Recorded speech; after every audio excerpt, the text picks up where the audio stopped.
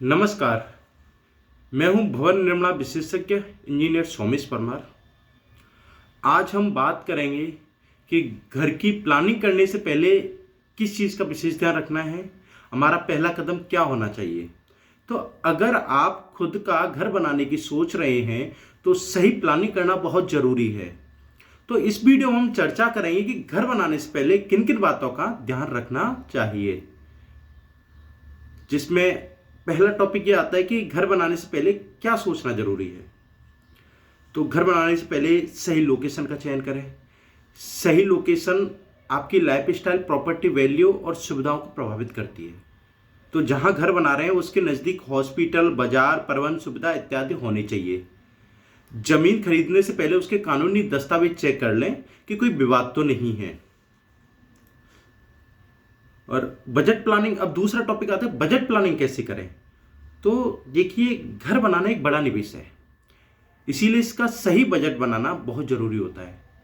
घर की कुल लागत में मैं कुछ बता रहा हूँ जो शामिल होंगे टॉपिक की। ज़मीन की कीमत, ज़मीन की कीमत शामिल होगी।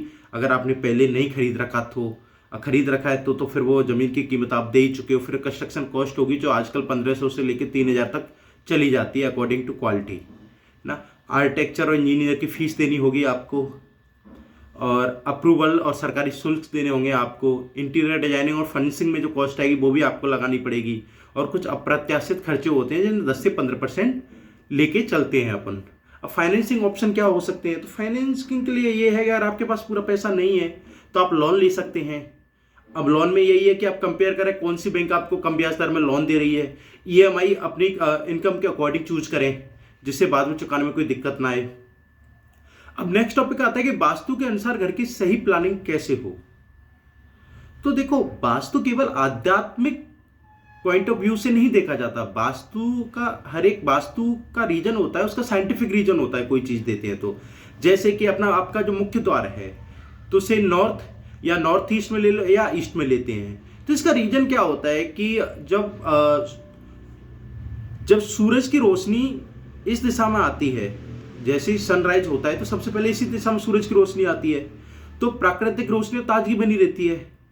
सुबह की यूवी किरणें बैक्टीरिया को खत्म करती हैं, जिससे घर स्वस्थ रहता है। किचन को साउथ ईस्ट में लेते हैं, ईशान कोण कहते हैं जिसे।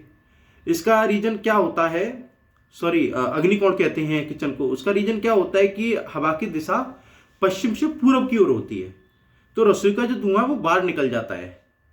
दक्षिण पूर्व दिशा गर्म रहता है, जिससे खाना पकाने के लिए सही वातावरण सही मिलता है।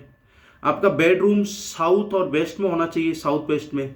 इसका रीजन यही होता है कि पृथ्वी का जो चुंबकीय क्षेत्र है वो उत्तर से दक्षिण की ओर जाता है, तो इसीलिए सिर दक्षिण की ओर करके पैर उत्तर की ओर करके सोते हैं। तो इससे नींद भी अच्छी आती है और रक्त का संचार रहता है। और यह दिशा गर्मियों में ठंडी रहती है और सर्दियों में गर्म रहती है, जिससे आराम मिलता है। अब पूजा स्थान लेते हैं हमेशा ईशान कोण में, जिसे नॉर्थ ईस्ट बोलते हैं। तो इसका रीजन यही है कि उत्तर पूर्व दिशा में सबसे ज्यादा रोशनी आती है, तो जो सकारात्मकता लाती है। और यह कोना घर में सबसे शांत जगह वह होता है जिसमें ध्यान और मानसिक शांति बनी रहती है। और बाथरूम और सेप्टिक टैंक हमेशा हमें साउथ या वेस्ट डायरेक्शन में देने चाहिए। इसका कारण यह होता है कि इस दिशा में दिन भर धूप रहती है, साउथ में और वेस्ट में दिन भर धूप रहती है, इससे बैक्टीरिया पनप नहीं पाते और नमी की समस्या नहीं होती। अब अगला टॉपिक आता है कि कानूनी अप्रूवल और आवश्यक दस्तावेज क्या हैं।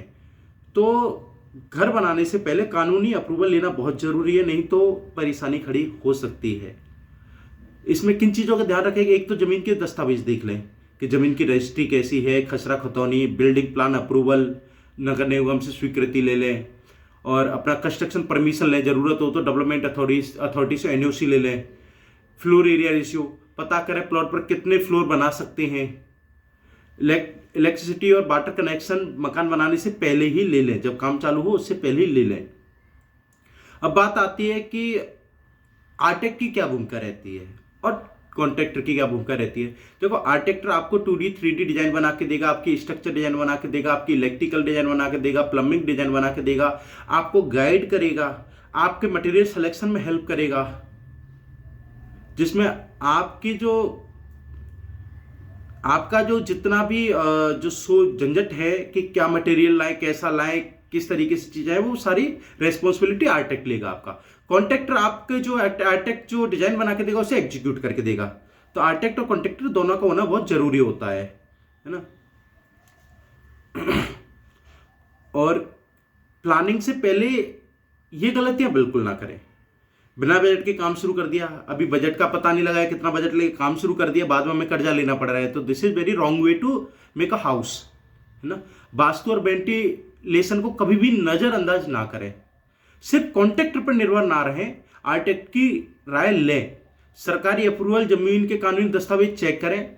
बहुत ज़्यादा मॉडर्न डिजाइन ना रखें जिससे बाद में मेंटेनेंस में दिक्कत आए।